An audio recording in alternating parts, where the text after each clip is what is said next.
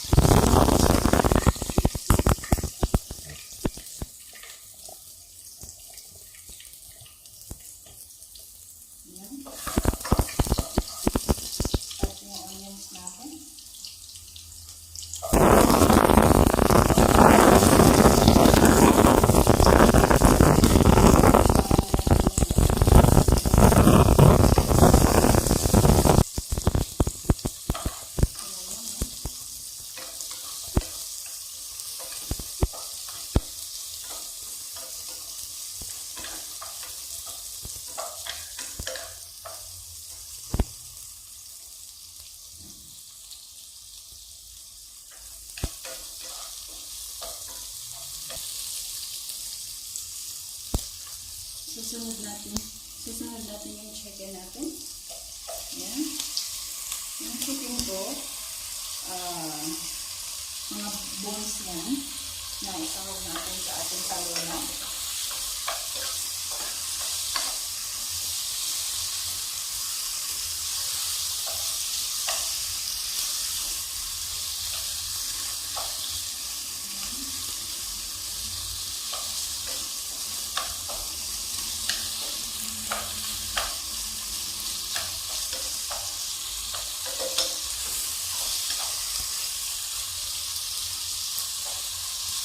Antayin lang natin guys na itong chicken ay ma-contain ma-fry siya sa oil. So, para diba? Naman natin na mas maganda siya. Ipapry nyo siya konti sa oil. Bago naman siya. Yan, tatakpan muna natin guys. Ayan o.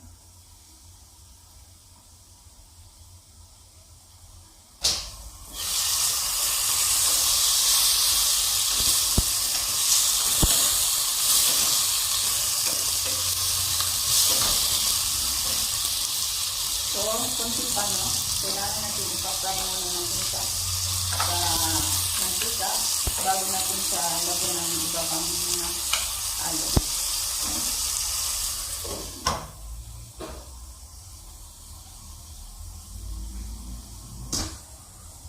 So, babalikan natin.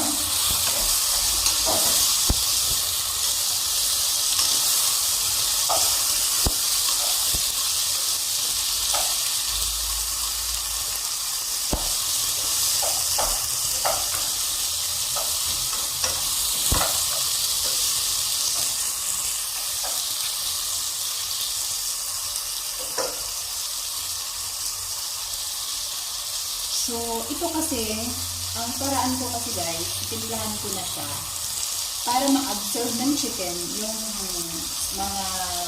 mga spices natin. So, ito na lang ating spices. Ilalagay ko na siya bago ko ilalagay lahat yung mga ingredients. So, ilalagay na natin siya, no?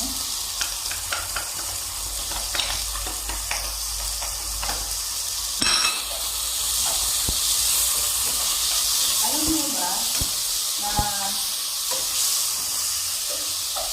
yung luto tong ito, ano tong Salona pagkain ng mga Arabic. Kaso, sa may sarili kong version to, so sa paraan ko. Okay? So, lalagay natin ang tomato.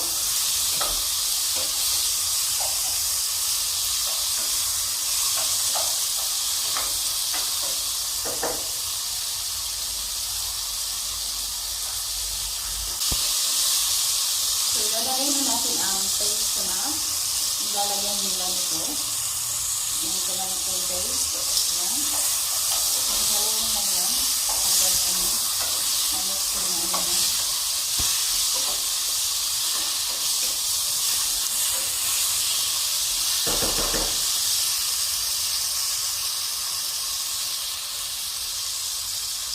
So, 1 pack ang nilalagay ko guys. Kasi gusto kong makulay talaga siya. Ayan. So, nagbibigay din ito ng asin guys. Kasi, di ba nga, tomato paste. Okay. So, ano pa natin siya ng ilang 5 minutes nang ma-absorb yung So guys, ilalagay na natin yung carrots natin at saka yung potato natin, yung patatas.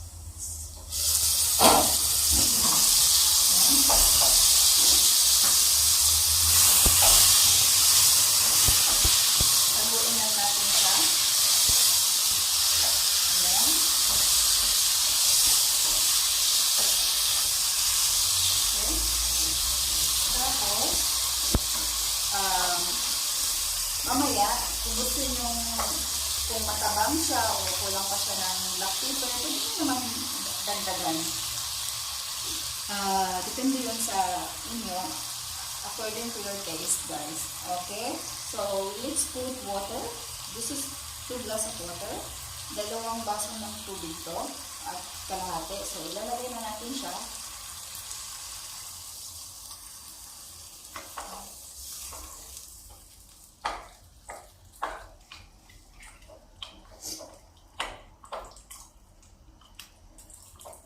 So, hindi natin naubusin lahat, no?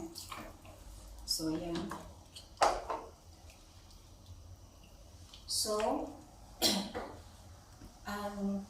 ano dito eh, pakulaan muna natin siya ng yung lalambot yung patata at saka yung carrots.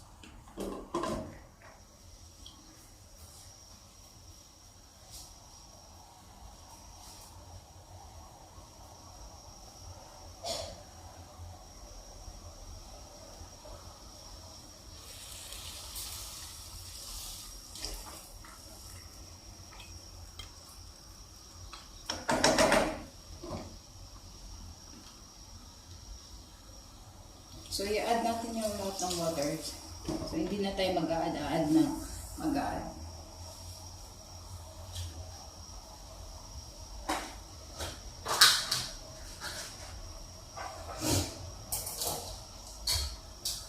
So, ayan guys, titingnan na natin. I-follow na natin yung eggplant at saka yung Chinese squash, yung zucchini.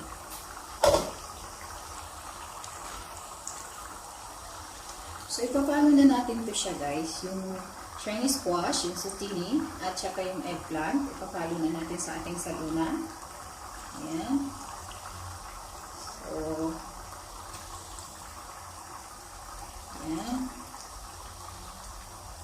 Ayan. Ayan. Ayan.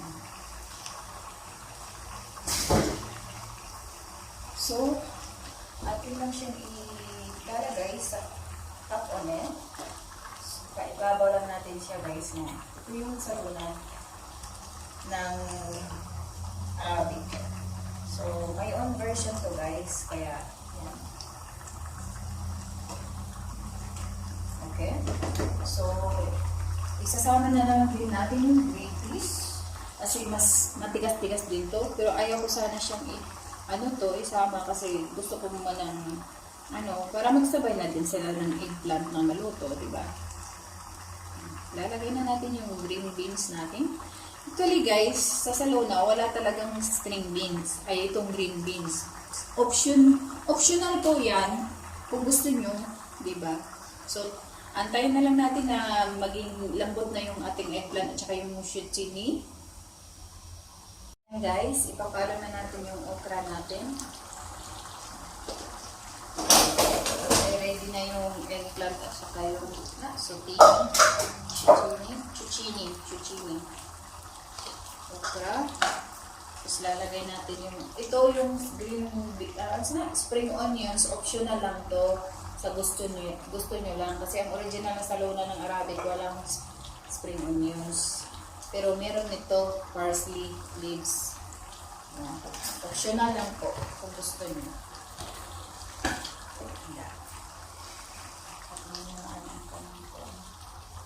Malata.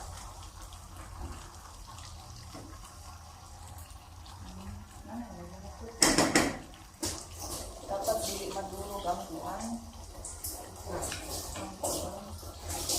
Lapot na siya. Di madurog ang patatas.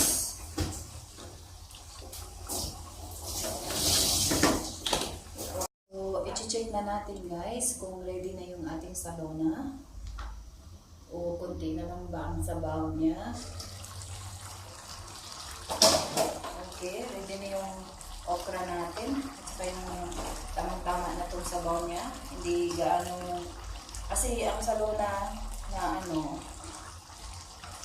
maraming sabaw, meron din yung konti lang. Kaya ang gusto ko yung konti lang yung sabaw. Yung pilpil, chilli. So, malambot na yung malambot na talaga siya. Yan. So, ready na siya. Ayan, done na. Tapos na, at atin nang i-off yung ating stove. Ayan, so, finish na.